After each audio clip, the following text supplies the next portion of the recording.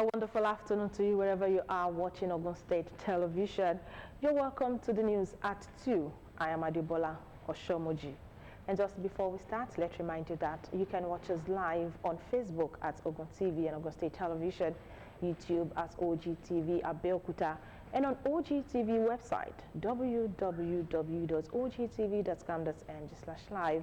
For the latest news and reports, you can check us on these platforms: X at Ogun TV, Instagram at Ogun State Television, or download OGTV app on Apple Store and Google Play Store. Nigerians continue to express frustration and concern over the surge in violent attacks ranging from the mass killings, kidnappings, and claims of sectarian genocide. This came alongside the sharp criticism from the United States President Donald Trump, who referred to Nigeria as a country of particular concern. And in response to this, President Bola Tinubu convened a major security meeting where he ordered dramatic changes in policing and other security outfits, all in an attempt to douse the threat. Our reporter Olaide Oloye went out to get opinions of this trending public discourse. Our report.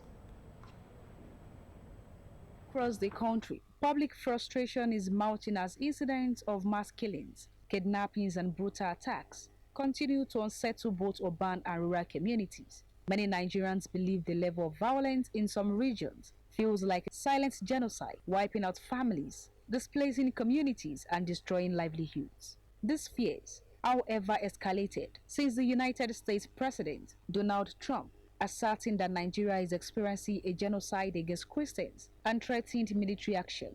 He also hammered on the condition of not reversing his decision if nothing is done expediently. May very well go into that now disgraced country, guns a-blazing, to completely wipe out the Islamic terrorists who are committing these horrible, horrible atrocities.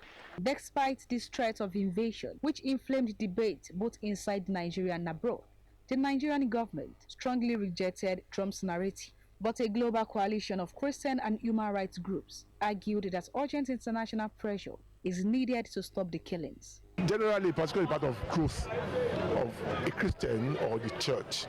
So whether there's genocide or whatever form has come, it's part of persecution. So generally, the church is built for persecution and it has thrived in persecution. The more you persecute the church of God, the more growth it comes out of it. It is important for us, especially at these changing times and these moments of so many developments, especially in our nation, that the church moves towards one another. Unity is a given. Unity in the body of Christ is a command to us. Against this backdrop, President Bola Tinubu called a high-level security meeting with his military and intelligence chiefs, and in a major policy shift, ordered the withdrawal of 100,000 police officers from VIP protection duties, redirecting them to frontline security work with an approval of the recruitment of 30,000 new police officers, a step meant to boost manpower where it is most needed. Mr. President gave direct order that immediately the policemen providing VIP protection presently are to be withdrawn and they are to complement the ongoing efforts against criminalities. Is a decision taken very late, and I don't think this is the first time they have been talking about redeploying those policemen attached to the VIPs. It's not now, but the issue is that government just love to talk, but implementation is always a problem. I feel that it's the Nigerian army that need to be adequately equipped. If they are adequately equipped, I'm sure we have seen experiences when they go for international peacekeeping and what have you, and reports from those areas usually tells us that they do very well. Is the starting point. The president cannot sit and fold his arm without doing anything. 100,000, that may not even be enough. And recruiting more, yes, is in the right direction. While this was ongoing, the military and police stepped up rescue operations. Recently in Kwara State, troops freed kidnapped victims in a recent operation. But some voices are cautious over reliant on security crackdowns. which can backfire, especially if the violence is treated purely as a religious issue. Presently, we are receiving very good positive news from Kwara State, where the entire 38 people that were abducted have been reunited with their families. And progress is also made from Niger State, whereby we have 51 of those students that have now reunited with their families. We try to engage a lot of people by, awakening them, reminding them, enlightening them. At the end of the year, you're going to have lots of maybe crime, criminalities. A lot of people are trying to plan their own kind of end of the year in a criminal way. So we're trying to tell the people, the masses out there, especially the Ogun State residents and indigenes, to be security conscious, know your neighbor, be at alert. As tensions rise, Nigerians are asking, will these measures bring lasting security or deepen divisions? The government has assured it is serious about restoring stability, but for many, the real test will be whether these policies protect all citizens, regardless of faith. Olaide Oloye, OGTV News. A high-level Nigerian delegation led by the National Security Advisor, Malam Nuhu Ribadu, has secured renewed commitment and comment from senior United States officials to strengthen security cooperation between both countries, following a series of engagements in Washington, D.C. last week. According to a statement issued by Special Advisor to the President on Information and Strategy, Bayo Ononuga, the delegation met with officials across the U.S. Congress, the State Department, the National Security Council, the White House, Fifth House, and the U.S. Department of War. The talks focused on improving joint effort against terrorism, violent extremism, and other security threats facing Nigeria. During the engagement, the Nigerian team firmly rejected allegations of genocide in the country, stressing that violence in affected areas cuts across ethnic and religious lines.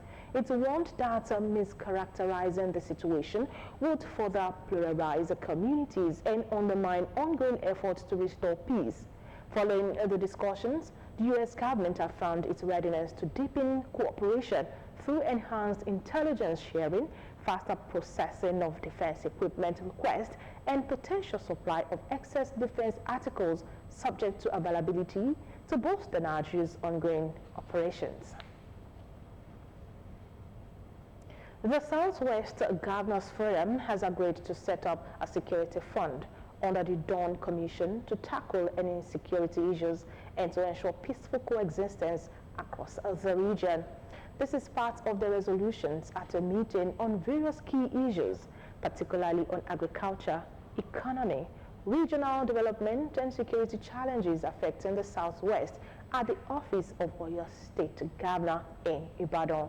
While applauding President Bola Tinubu for his effort and fight against insecurity and various economic reforms on all his developmental agenda, Chairman of the Forum and Lagos State Governor Babajide Sanwo-Olu said the Forum has agreed to set up a security fund under the Dawn Commission, adding that the fund will be administered by the Forum of Special Advisors on Security in the Southwest State.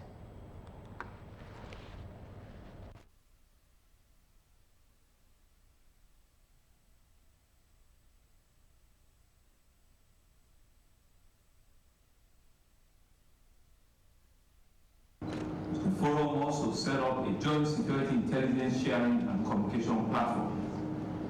The forum resolved to establish a live digital intelligence sharing platform amongst all the 6 Southwest states. This platform will exchange threat notification, will ensure that incidents are logged, traveler and cargo alerts, and coordinate state-to-state response, among others. The chairman equally appreciates all security agencies, particularly the Amotekun and hunters, for their active response, while calling on the federal government to urgently enhance forest surveillance across the region. That have become hideouts for all sorts of criminal elements. To this end, the forum agrees that the federal government should help deploy the forest guards across the southwest states, with each state government responsible for providing the required personnel. The forum reaffirms their collective commitments to reclaiming the forests and ensuring that these spaces no longer serve as safe corridors for banditry, for kidnapping, or any form of criminality at all. On illegal mining, the forum also expresses deep concern over skeleton activities across the region, which it said has continued to threaten environmental safety, create public health issues, and affect the region's security. Forcible licensing framework, which we believe will strengthen monitoring mechanism, and it will create a stricter enforcement action against violators who may perpetrate violent crimes under the guise of mining. Acknowledged and appreciated the efforts of the federal government in providing food sufficiency, as well as efforts of farmers in the region for their output and subsequent stability and reduction in food price. The forum also thanked President Bola Tinubu for the establishment of Southwest Development Commission and charges the commission to effectively deliver on its mandate. Here in Ogun State, the state governor, Prince Dakwa Abiodun, has applauded President Bola Tinubu for his commitment to national security, especially on the recent rescue of abducted persons in Kebbi and Kwara State. He gave the commendation after an emergency meeting with all security agencies in the state as part of efforts to bolster peace and order across the state. The governor announced that the state would henceforth commence registration of non-indigents, stressing the need for proper documentation and records of persons coming into the state. He explained that the measure is aimed at enhancing monitoring and early detection of criminal elements.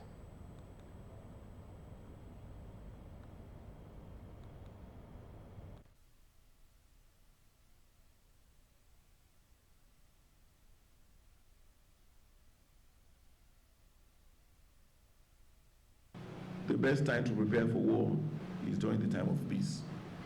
So that is why we have called this security meeting today. And we have arrived at certain resolutions. We discovered that being an industrial capital, meaning that the state where there are most industries, we have people coming from different parts of the world to set up industries here. We found out that some of the workers in those industries they are not documented.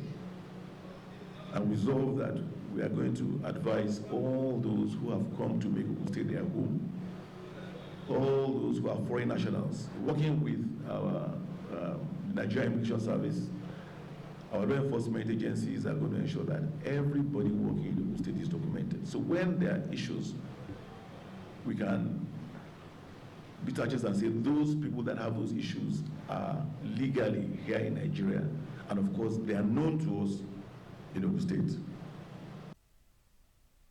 Governor Abiodun also cautioned community leaders and traditional rulers against allocating land without government approval. He warned that any landlord harboring criminals would face the full weight of the law, vowing that such land would be confiscated. Have been identified as flashpoints where people are carrying out untoward activities, and they are all over the place. One of such places is a place called Zanga in Djibouti. I have instructed our law enforcement agencies to move into these type of settlements. We have them in Djibouti, we have them in Ota, we have them all over the whole place. We are going to demolish all those places, and we are going to occupy them and own them. Because you recall that earlier on, sometime in my administration, we had passed a law that any landlord that's harboring criminals, kidnappers, we will take over that property, demolish that property. So the likes of Zanga will cease to exist. And that instruction was clearly spelled out to our law enforcement architecture today. And all landlords that are found wanting will also be apprehended and brought to book. The governor further revealed that miscreants hiding among peace-loving non-indigent will be flushed out, stressing that the state is accommodating but will not tolerate criminality. Scrap sellers who are now posing more of a threat than they have posed in the past. Law enforcement agencies are going to pay a particular attention to them. They are calling a meeting of those who are into scrap selling, and we are going to engage them to ensure that they are not used in perpetrating crime in the state. It was brought to our attention, which I'm sure you saw on social media, about some settlement in Ajebo. Ajebo is somewhere in Obafemi, somewhere between the border of Ogun State and Oyo State.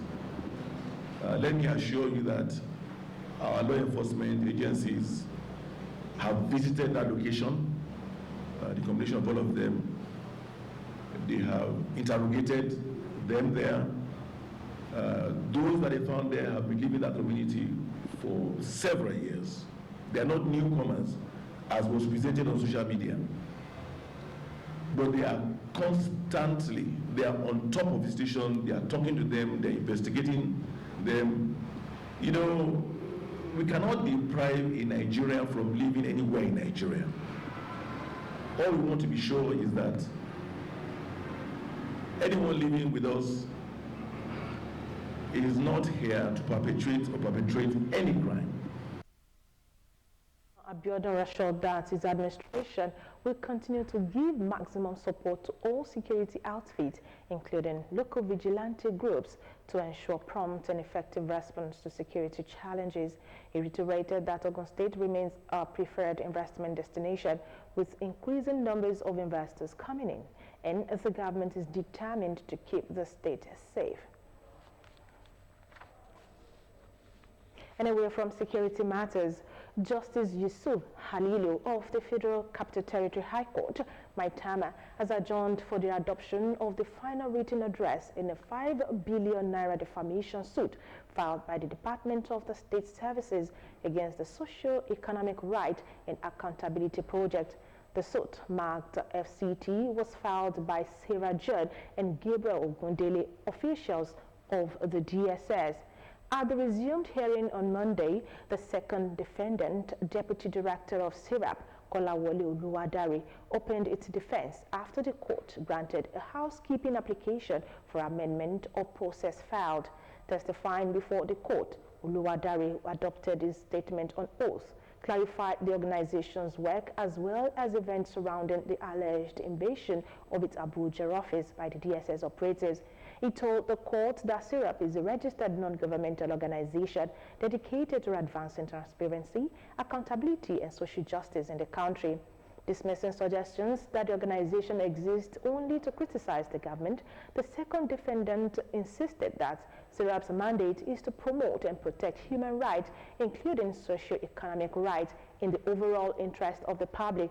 He maintained that the harassment and intimidation of civic actors posed a grave threat to SIRAP's work and hampers its efforts to hold public institutions accountable.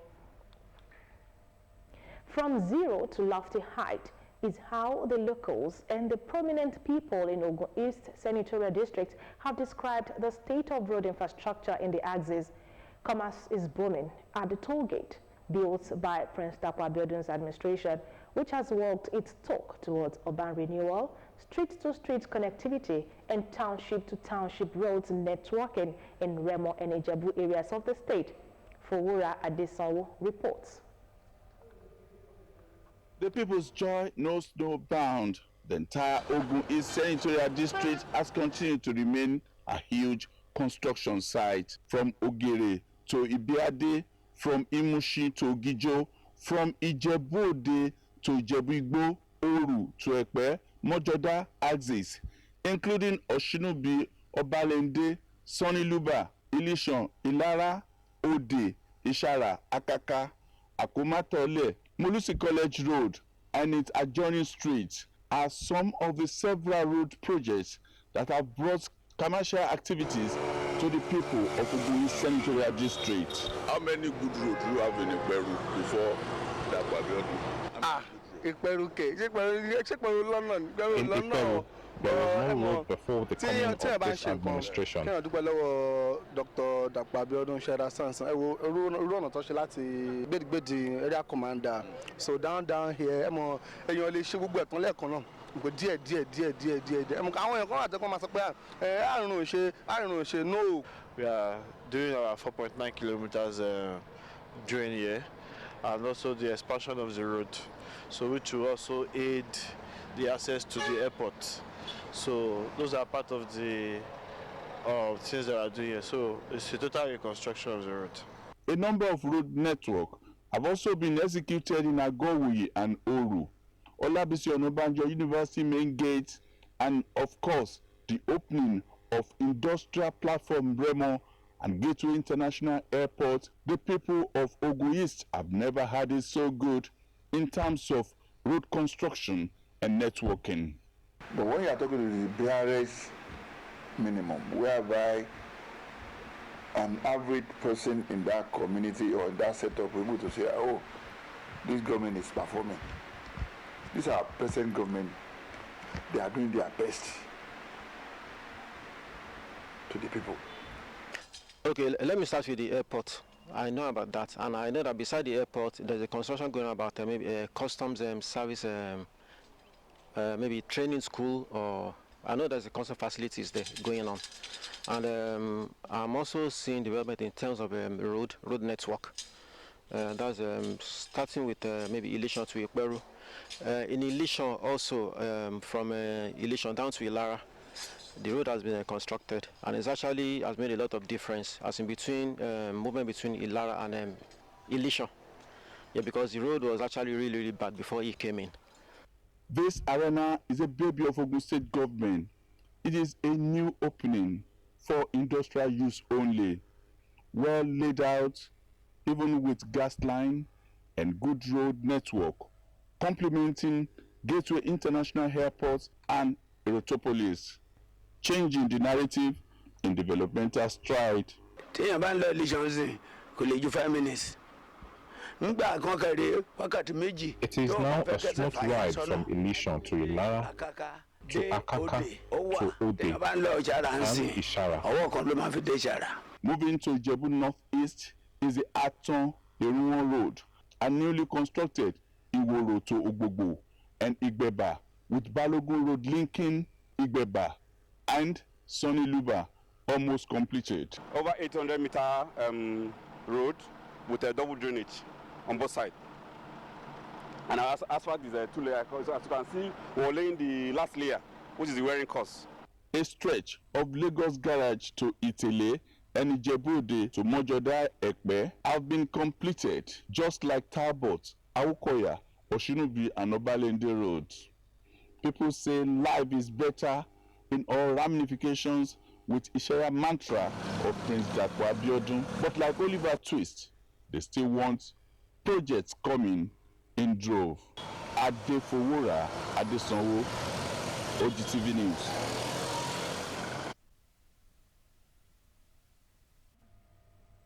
And now to the foreign scene. 6 people have been killed in Russian strikes on Kyiv overnight, the city's mayor says, as diplomatic efforts to end the war continue. In Russia, officials say 3 people have been killed after Ukraine carried out strikes in the border regions of Krasnoyarsk and Rostov. It comes as a U.S. official confirms that they will meet Russian representatives in Abu Dhabi today. The meeting will follow days of intense talks over a U.S.-backed plan for ending the war.